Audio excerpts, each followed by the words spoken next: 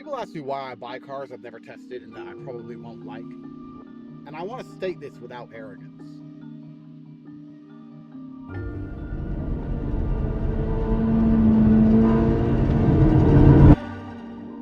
Feel sorry for me. I had to buy an SF90 because I have 3 Superfast, 812 Superfast, and I have 2 812 competitions. Competizione, however they say it, because it's my favorite car. Even though it's not perhaps the best car, it's my favorite car. The best car is 765 LT by McLaren. Nothing beats it. Around a track, I don't care what they say, I don't care what track time, I don't care what garbage they put on these YouTube drag races. Trust me, from the man who has 52 cars, nothing is faster than a 765 LT. Besides a Rimac or a Bugatti in a straight line. And on a track, 765 kills them. Trust me, it's that good, it's that fast.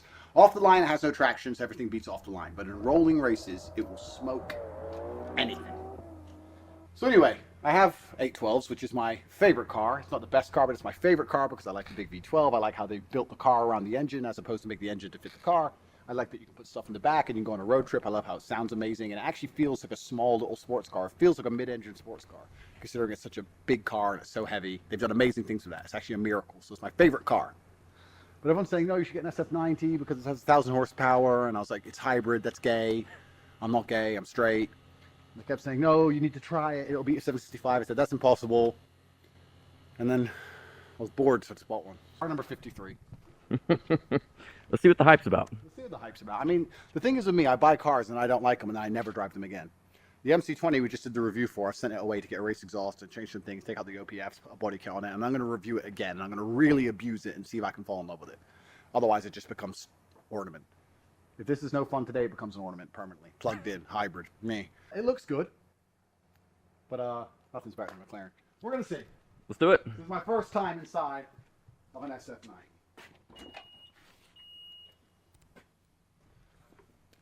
Doors should go up, bro. They need to pay Lambo whatever it costs, or McLaren, or whatever copyright they have. Doors should go up. Doors should not go out. Is it comfortable at least? Not really, but I guess that was an option with the seats. You probably could have got comfort seats. This has got the Assetto Foriani something race pack, so it's the raciest one. So we've got these annoying homosexual seat belts. And all carbon, and it's lighter, and the seats are race seat. Bro, I'm happy with the comfort seat, to be honest. If you're trying to be uncomfortable to save 3 kilos, you're an idiot. So whoever spec'd this car, I don't know, but it was brand new. It was the one that was brand new in the showroom, and I ain't got time to waste, so I just took it. So here we are. I'm gonna turn it on and see what we can do. Here we have the secondary screen for the passenger, which is kind of... I'm not sure I buy all this hybrid crap. To me, it just feels like a scam. From automatic down to manual. We're going to put it here. Down to manual. It just feels like a scam. Like, because it's not real, is it? It's hybrid, but then you press a button and then it's just a normal car. Like, hybrid, why? We're still burning, we still got a V8. I mean, what is the advantage of the hybrid? This is what I mean. Where's the electricity in any of this? Where's the hybrid part in any of it? It's all a scam. I don't get it. It's just a V8 Ferrari, isn't it? That's what it really is. And then they've added all these batteries and junk. I mean, that looks cool, but what does it really do? So now we're e-drive. We're going to use up our last battery. We have only half a battery because, of course, I didn't charge it. Why the fuck would I charge my car? Because I'm straight. So it's not charged. So we're going to run out of battery and see what happens. I understand you can't reverse in this car with no battery because the reverse gear is all electric. But I think the battery should charge from the engine. So I don't think you ever have to actually charge it. But we're going to see. So we're in electric mode now.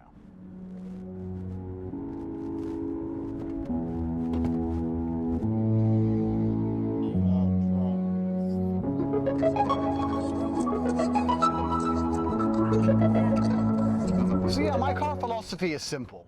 I have 52 cars, and I've bought them all. They're all a little bit unique. But truthfully, an 812 can do basically everything. It's an amazing car, sounds amazing. You can go on road trips with it. You can tear it around the city. It's fast. The way they built the car around the engine is incredible. No, none of this hybrid junk.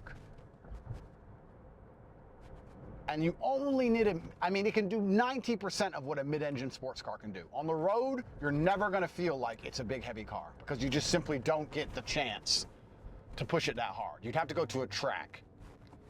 And then on a track, a 765 is the best. So if you have a 765 and an 812, your car's done. So I bought this knowing I wouldn't need it or use it, but we're gonna try. Should we leave homosexual mode and go into heterosexual mode? So we're in race. Now let them set we up. Real G's know this song. 2011. Bad Man. Probably 2005. From an unknown number. We did not answer no unknown number. Now pick it up if it's a private call. Gangster no answer no private call. Who's calling me? Who is actually answering private calls? Hello? Like, bro, is no one trying to kill you? How unimportant are you, bro? I got enemies, cops, mafia, they're all after me. What do you mean? If I don't, your number is not on my phone. We don't have to talk. Send me a text. Something gay just happened. I went to grab the wheel and turn the wheel, and accidentally, with my thumb, because it's all touchtronic garbage, turned on the cruise control, which in and of itself is also a gay feature. Anyone who uses cruise control, along with the hybrid mode, is a homosexual. So I never want cruise control, ever. And the fact I accidentally turned it on while turning the wheel has annoyed me. If that happens again, then I'm gonna have to give the car a very low rating. If you can't grab the wheel without turning on functions, you have to be very careful, because all this is touchy.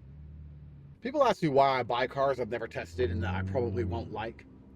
And I want to state this without arrogance. Me buying this car for 600,000 euro, whatever it was, it's the same as you buying a Starbucks. Like, why would you go to the Starbucks menu and just try a new coffee you never tried before? Because what's the worst that can happen, right? You don't like it. Oh well, you've wasted €1 or €2. The McLaren is a gorgeous 10 out of 10 woman who's on psychiatric meds. But she's so beautiful and so fun in bed, but she's crazy. Sometimes she doesn't even answer the phone because she's in a psychotic episode. Sometimes you turn a McLaren on or you press the button, nothing happens. It just breaks down for nothing. And then you take it to the repairman and he goes, there's nothing wrong with it. It just started now. It's just one of them. That's the McLaren. This is very capable but sterile. Like, imagine you went to Switzerland, met a 39-year-old woman who was really beautiful in her 20s, but now she's still kind of hot, giving you an unenthusiastic hand job. But she's good at it, but she kind of, like, maybe you're paying her rent or something. I don't know. She's not that interested. It's sterile but capable. I don't know how else to explain it. And Porsches kind of feel like that. Porsches kind of feel like missionary sex with a school teacher. Very, you know. McLarens are completely wild. Lamborghinis are like porn stars, whereas they look amazing, and you'd probably think it would be better than it was.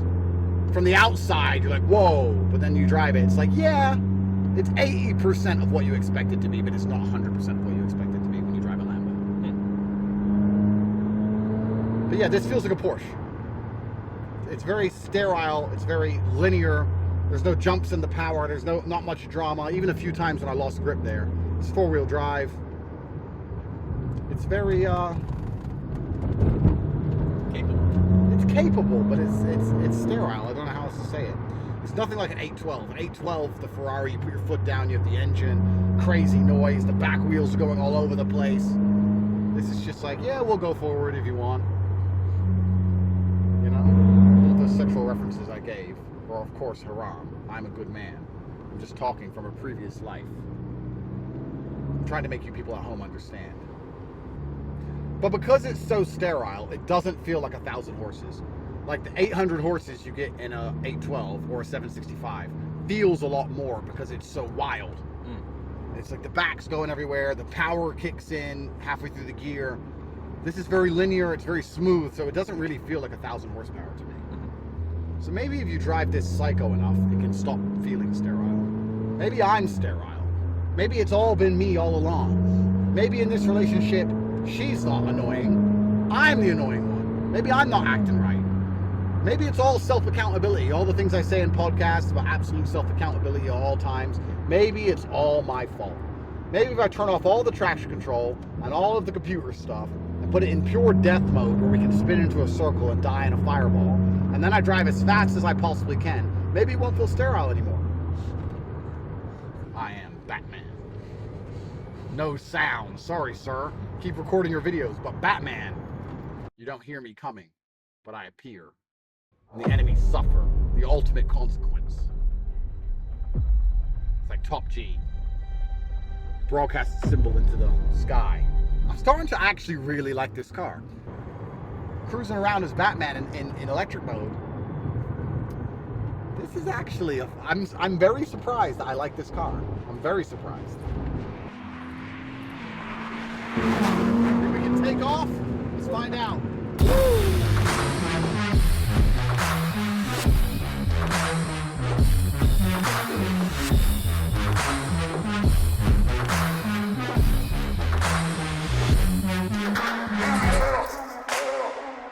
It surprised me how quick it is. Yeah, man. I thought the McLaren would be a million times faster, but It's on fire. It's 1,000 brake horsepower, G. I know, man, but yeah, it's fast. Yeah, you're supposed to drive like for 500 or 5,000 kilometers, and then you get a boyfriend, and then you go to a gay bar or something. I don't know. I just get in it and push it as hard as possible, and then it smells like it's going to blow up. But if it blows up, well, I can't go to warranty because I just admitted on video what I did. So then I just buy a new one. Bro, I'm rich. I'm not some dork. I'm not like these other losers. I am rich. Millions and millions a week. Like, it doesn't matter. 600 grand. It's pennies. It's lunch. Cheers. Right, so,